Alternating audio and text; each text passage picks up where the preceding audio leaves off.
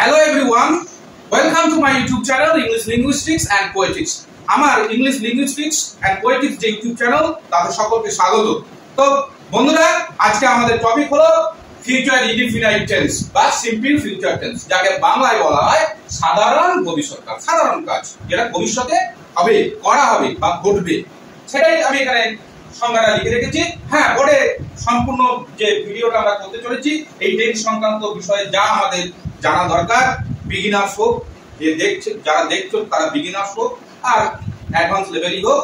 তো এই যে লেখা আছে এটা লিখতে হয়েছে আমাকে, কারণ লিখতে গিয়ে দেখা যায় সময়টা অনেক লেগে যায় এবং ভিডিওটা খুব লেন্দি হয়ে যায়, যার জন্য এই লিখতে হয়েছে, না লিখেও করা যায়। দেখ, ভবিষ্যতে কোনো কাজ সম্পন্ন হবে বা ঘটবে বোঝালে ফিউচার ইনডিফিনাইট টেন্স হয়, যেটা আমি বললাম। Future indefinite tense is used for an action that will be done or will happen in the future, ঘটবে বা করা হবে বা হবে, করা হবে, হবে, ঘটবে, এসব বোঝালে ফিউচার ইনডিফিনাইট টেন্স হয়। ফিউচার ইনডিফিনাইট টেন্স বাংলার ক্রিয়ার শেষে, এই যে বাংলা ক্রিয়ার শেষে ব, বে, বেন থাকলে তাহলে আমাদের বুঝতে হবে যে এটা ফিউচার ইনডিফিনাইট টেন্স বা সিম্পল ফিউচার টেন্স। যেমন আমি বিদ্যালয়ে যাব, ব, ওকে, গ, সে আজ এখানে আসবে, বে, তারা ক্রিকেট, তিনি আমাদের ইংরেজি শেখাবেন, এই যে বেন, তিনি, আপনি, এসব কথা হলে বেন হয়, বা আমরা তিনি আপনি দিয়ে বলেই ব, বে আর থাকবে না, বেন হয়ে যাবে, এটা তোমরা জানো।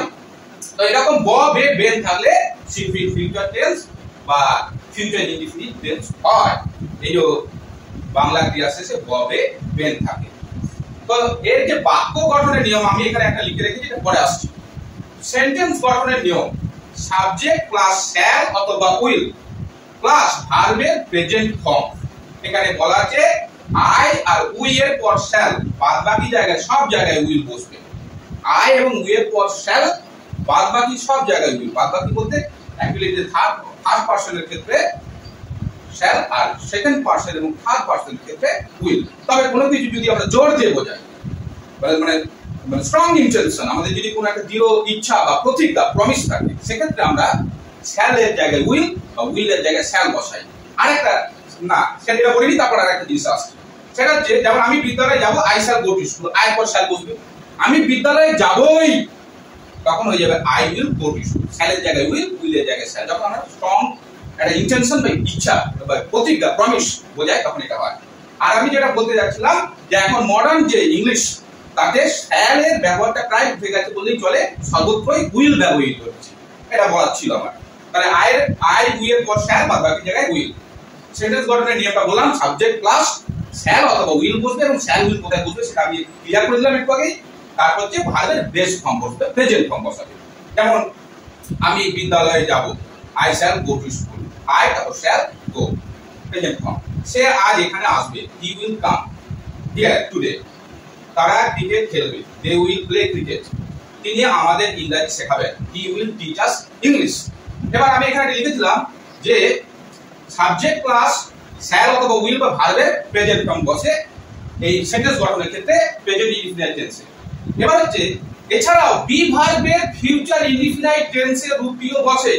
এই যে বি ভার্ব, আমরা যে বি ভার্ব, আমরা জানি যে বি ভার্বের তিনটে ফর্ম আছে, যে কোনো ভার্বেরই তিনটে ফর্ম আছে, যে কনজুগেশন অফ ভার্ব বলা হয় বি ভার্ব। আমি যা প্রেজেন্ট টেন্সে ওয়াজ ওয়ার থেকে পাস্ট টেন্স আর পাস্ট পার্টিসিপল হচ্ছে বিন। এবার হচ্ছে শ্যাল বি উইল বি, এটা কি? শ্যাল বি উইল বি হলো যে বি ভার্বের ফিউচার ইনডিফিনাইট টেন্সের রূপ। এটা ভুলিয়ে ফেলতে হবে না।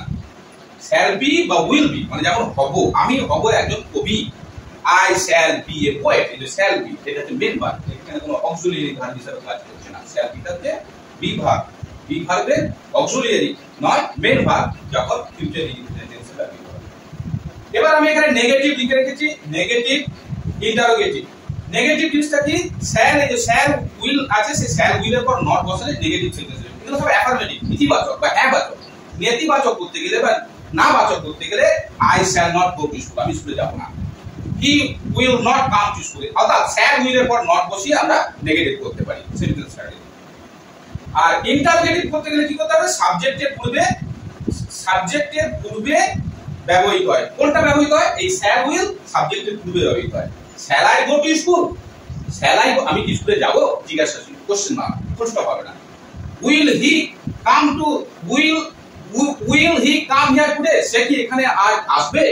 এগুলো ইন্টারোগেটিভ সেন্টেন্স গঠনের এই টেন্সের যে নিয়ম। এবার এই shall not আর will not এর কন্ট্রাক্টেড ফর্ম হয় বা শর্টেন্ড ফর্ম হয়। অ্যাপোস্ট্রফি চিহ্ন বসিয়ে আমরা যেটা করে থাকি মানে I am, don't, do not, সেরকম shall not হচ্ছে sent মানে shall not, আর won't মানে will not। ঠিক আছে, এটাতে এই shall not আর will not এই যে নেগেটিভ ফর্ম এর কন্ট্রাক্টেড ফর্ম হচ্ছে shall, sent আর won't। এই হলো আমাদের আজকের বিষয়। আশা করছি পুরো বিষয়টাই তুলে ধরতে পেরেছি। যদি কোনো জায়গায় বাদ গিয়ে থাকে বা জানা থাকে অবশ্যই কমেন্ট করে জানাবে। আর ভিডিও ভালো লেগে থাকলে, উপকারে এলে অবশ্যই আমার চ্যানেলটিকে সাবস্ক্রাইব করবে। সকলকে ধন্যবাদ জানিয়ে শেষ করলাম।